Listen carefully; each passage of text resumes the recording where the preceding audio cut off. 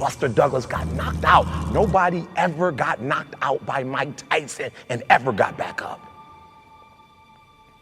It was almost a 10 count. He was stumbling. They were 4, 3, 2, and 1, and ding, ding, ding, saved by the bell. He goes to his corner. The whole world is like, yep, that's it. And exactly that. Mike Tyson came out like, I got him.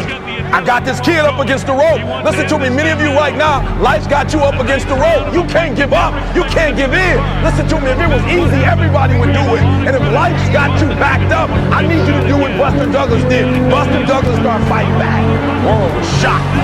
Goliath has been knocked down. What happened? And they went to Buster Douglas and they asked Buster Douglas simple, like, what happened? It's real simple. Before my mother died, she told the whole world that I was going to be Mike Tyson. And 2 days before the fight, my mother died. Buster Douglas had a decision to make.